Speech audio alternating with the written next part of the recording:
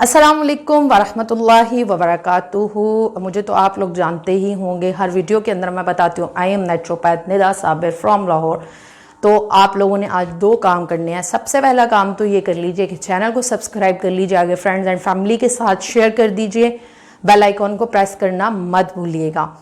दूसरा काम आप लोग जो करेंगे वो ये है कि आप लोगों ने कमेंट के अंदर ये मैसेज करके बताना है कि रमज़ानुल मुबारक के अंदर आपको किन किन प्रॉब्लम्स का सामना करना पड़ता है या किन किन मसाइल से आप लोग दो चार होते हैं।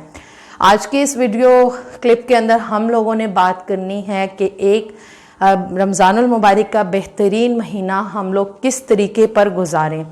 तो जैसा कि अल्लाह रब्बुल इज़्ज़त ने इस मुक़द्दस महीने की बहुत सी बरक़ात जो हैं वो रखी हैं, हर एक इबादत का सवाब कितना बढ़ जाता है। ये महीना हमें सब्र का, शुक्र का, इसका दर्स देता है और ये तमाम तर सिफ़ात इंसान के अंदर इस महीने के अंदर बढ़ती चली जाती हैं। ठीक है, लेकिन बहुत से लोगों के कुछ सवालात होते हैं, जिसमें से एक सवाल ये होता है कि हम रमज़ानुल मुबारक के महीने के अंदर क्या होता है कि हमें प्यास बहुत ज़्यादा लगती है। तो ऐसे लोग जिनको प्यास की बहुत ज़्यादा शिकायत रहती है और उनको प्यास का शिद्दत के साथ एहसास होता है, उन लोगों को अपने पानी को किस तरीके के ऊपर बैलेंस करना है। कुछ लोग क्या करते हैं कि सहरी के अंदर इतनी ज़्यादा मिकदार के अंदर पानी जो है वो पीना शुरू कर देते हैं। यानी सुबह में उठेंगे तो वो सहरी के साथ ही अगर लस्सी वगैरह पीते हैं वो पी ली, दूध पी लिया या चाय पी ली, 4-5-6 गिलास पानी पी लिया और उसके बाद नॉर्मली लोगों की रूटीन ये होती है कि उन्होंने सो जाना होता है और फिर दोपहर तक नॉर्मल घरों के अंदर रूटीन ये होती है कि हम लोग बिस्तर पर ही वक्त जो है वो गुजारते हैं और फिर ज़ोहर की नमाज के वक्त में जो है वो उठना होता है। तो उसके लिए मैं आप लोगों को एक तरतीब बताऊंगी कि आप लोगों ने पानी को किस तरीके के ऊपर जो है वो पीना है। तो तकरीबन एक अच्छा रोज़ा गुजारने के लिए पूरे दिन के लिए, वैसे तो अल्लाह रब्बुल इज़्ज़त की ज़ात इंसान को सब्र भी देती है और महीना बहुत ज़्यादा आफियत के साथ गुजर जाता है, लेकिन कुछ एक मैनेजमेंट है जिसके साथ अगर हम इसको चलेंगे तो हमें किसी भी प्रॉब्लम को फेस नहीं करना पड़ेगा। तो पानी की तरतीब कुछ इस तरीके से होगी कि तकरीबन 2 से 2.5 लीटर पानी तो एक अच्छा रोज़ा गुजारने के लिए बहुत ज़्यादा ज़रूरी है, जिसकी हमारी बॉडी को ज़रूरत भी होती है, हमारी रिक्वायरमेंट होती है। तो सुबह सहरी में नॉर्मल रूटीन के अंदर जितना 1 से 2 गिलास पानी आप लोग पी सकते हैं वो आप लोग पी लीजिए। अफ्तारी के अंदर जिस भी चीज़ के साथ आप अफ्तारी करते हैं, कोई सा भी मशरूब लेते हैं, दूध लेते हैं, स्कंजबीन लेते हैं, 1 से 2 गिलास अगर आपने उसके ले लिए तो ये आपके लिए काफ़ी है। उसके बाद आप लोग क्या करेंगे कि तकरीबन अफ्तारी के बाद से लेकर तरावियों तक आप 4 गिलास पानी वक्फे से जो है वो पिएंगे, जो कि तकरीबन आपका 1 लीटर के करीब पानी बन जाएगा। दूसरा आप लोग ये करेंगे कि तरावियों के बाद से लेकर रात सोने तक में अपने 4 गिलास पानी को डिवाइड कर लीजिए। क्योंकि गर्मी का मौसम है, हम लोग तरावियाँ पढ़ते हैं, उस दौरान भी हमें बहुत ज़्यादा पसीना वगैरह आता है, गर्मी का एहसास होता है, पसीना निकलता है, तो इतना पानी नॉर्मली पिया जाता है। तो 4 गिलास पानी जो है वो तरावियों से लेकर, अफ्तारी से लेकर तरावियों तक और फिर तरावियों से लेकर रात सोने तक आप लोग आराम से 8 गिलास पानी वक्फे से जो है वो पी सकते हैं। एकदम से सारा पानी पी कर अपने पेट में स्टोर करने की बिल्कुल भी ज़रूरत नहीं है।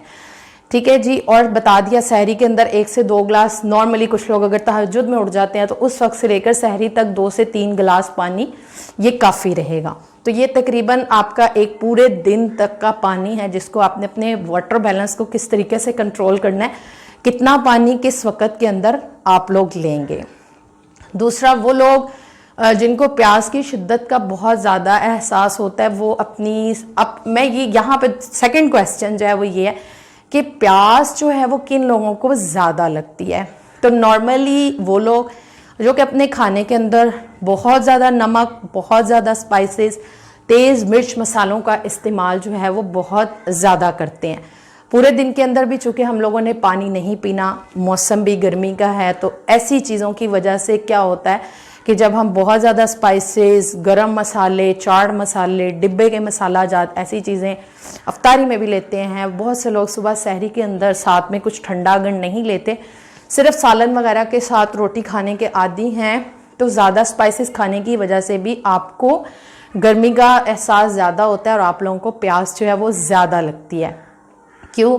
क्योंकि ये जितने स्पाइसेस हम खाएंगे, चूँकि इसका मिजाज ऐसा है और फिर इसको हज़म करने के लिए हमारी जिस्म के अंदर जितनी भी रतूबात होंगी, ये तमाम तर चीज़ें उन रतूबात को भी जज़ब कर लेंगी, जिसकी वजह से हमें गर्मी का एहसास और प्यास की शिद्दत का एहसास ज़्यादा होगा।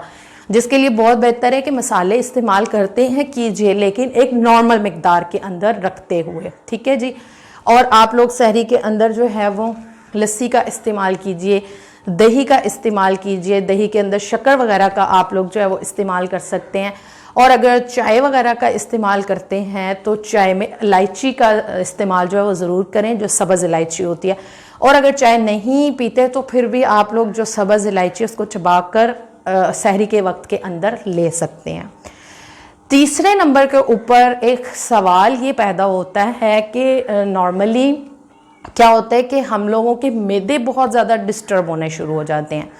तो ऐसा क्यों होता है? वजह ये होती है कि आम तौर पर नॉर्मल रूटीन से ज़्यादा जो है वो फ्राइड चीज़ें, नॉर्मल रूटीन से ज़्यादा जो है वो स्पाइसी चीज़ें और ज़्यादा मिकदार के अंदर बनाने का एहतमाम होता है। और उसके साथ साथ हमारा वर्कआउट जो सा होता है वो बिल्कुल ना होने के बराबर होकर रह जाता है। अक्सर लोगों की वर्क रूटीन शॉर्ट होती है। ज़्यादातर लोग जो हैं वो थोड़े टाइम के लिए काम पर जाते हैं और ज़्यादा भाग दौड़ भी रोज़े की वजह से नहीं करते या नहीं कर पाते। तो फिर क्या होता है, जिसकी वजह से उनका स्टमक डिस्टर्ब होना शुरू हो जाता है और ऐसे वक्त के अंदर उनको कॉन्स्टिपेशन के प्रॉब्लम होने लगते हैं, मैदा डिस्टर्ब होने लगता है, कब्ज़ की शिकायत होने लग जाती है। तो उसके लिए आप लोगों ने एक तो ये काम करना है कि अपनी हफ्तारी के अंदर और ले सकें तो सहरी के अंदर भी कोई सी भी चटनी जो है वो बनाकर अपने घरों के अंदर ज़रूर रखें। आप लोग जो है वो पुदीने की चटनी बनाइए, जो कि एक उसका ट्रेडिशनल तरीका होता है, जिसके अंदर प्याज भी हो, टमाटर भी हो, सफ़ेद ज़ीरा भी हो। उसके अंदर जो है वो आप लोग लहसुन की का जो का भी इस्तेमाल कीजिए, लेमन के चंद ड्रॉप्स भी उसके अंदर ऐड कीजिए। तो इसको एक जो रिवायती हमारी चटनी है इसको बनाकर ज़रूर रखिए। जो भी चीज़ वगैरह खा रहे हैं उसके साथ जो है वो अपने मैदे को कभी भी मत भूलिए। अगर आप अपने मैदे को सेट नहीं रखेंगे तो आपकी तबीयत जो है वो ख़राब ही होगी। और ऐसे लोग जो कि रमज़ान के दौरान में अपने वेट को बैलेंस रखना चाहते हैं और चाहते हैं कि उनका वेट बढ़े भी नहीं बल्कि वो स्लिम एंड स्मार्ट भी रहें, तो उनको अपने मैदे को कभी भी नहीं भूलना चाहिए। दूसरे नंबर पर आप लोगों ने तरावियों का एहतमाम तो आप लोग करते ही हैं, लेकिन उसके साथ साथ आपने वॉक करनी बिल्कुल भी नहीं भूलनी। चाहे आप 10 से 15 मिनट की चहलकदमी करें, वॉक करें, लेकिन इसका एहतमाम आपने ज़रूर रखना है। तो ये आपके मैदे के मसाइल को भी हल कर देगा, ठीक है जी। थर्ड नंबर के ऊपर आप एक डिटॉक्स वाटर जो है वो बनाकर रखेंगे, यानी जिसको हम कह सकते हैं कि कोई सा भी हर्बल कहवा जो है, या तो आप इसको पानी के अंदर बॉईल कर लीजिए या वैसे ही बनाकर अपनी किसी बॉटल में डालकर रख लीजिए। तो जोन सी आपकी तरावियों से लेकर रात सोने तक की रूटीन है, उसके अंदर का जो 4 गिलास पानी मैंने आप लोगों को कहा, उसमें आप इस पानी को इस्तेमाल कर सकते हैं। करेंगे क्या, 4 गिलास पानी के अंदर आप लोग ऐड करेंगे 2 से 3 जो है वो सब्ज़ इलायचियाँ। उसके अंदर आप दालचीनी के 1 से 2 टुकड़े और उसके अंदर आप लोग शामिल करेंगे जी पुदीना, और उसके साथ साथ आप लोग उसके अंदर लेमन ऐड करेंगे। तो ये 4 चीज़ों का आप डिटॉक्स वाटर बनाएंगे, जिसको आप लोग तरावियों के बाद से लेकर रात सोने तक की जो रूटीन है उसके अंदर जो आपका 4 गिलास पानी है उसके अंदर आप इस डिटॉक्स वाटर को इस्तेमाल करेंगे। तो इससे आपकी बॉडी जो है वो सेट भी रहेगी, मैदे के मसाइल जो उनसे आपके वो भी बिल्कुल सेट रहेंगे और इंशाल्लाह किसी भी किस्म की परेशानी का आपको सामना नहीं करना पड़ेगा, ठीक है जी। तो ये चीज़ मैंने आप लोगों को बता दी। मज़ीद वो लोग जो कि अपना डाइट प्लान सेट करना चाहते हैं और आप चाहते हैं कि रमज़ानुल मुबारक के सिलसिले के अंदर हमसे डाइट प्लान लें कि आप लोगों की वेट किस तरीके पर ना बढ़ने पाए, तो उसके लिए आपको चंद एक स्टेप्स करने पड़ेंगे। आप मेरे चैनल को सब्सक्राइब कीजिए, बेल आइकॉन को जो है वो प्रेस कीजिए, इंस्टाग्राम पर अपने 4 से 5 लोगों को उसके साथ जो है वो उसके ऊपर इनवाइट कीजिए मेरे चैनल के ऊपर, उसका स्क्रीनशॉट मुझे सेंड कीजिए तो मैं आप लोगों को कंप्लीट डाइट प्लान भी सेंड कर दूंगी, ठीक है जी। शॉर्टली मैं यहाँ पर आप लोगों को बता देती हूँ कि जो लोग अपने वेट को रिड्यूस करना चाहते हैं ड्यूरिंग रमज़ानुल मुबारक, तो आप उसके लिए क्या कर सकते हैं।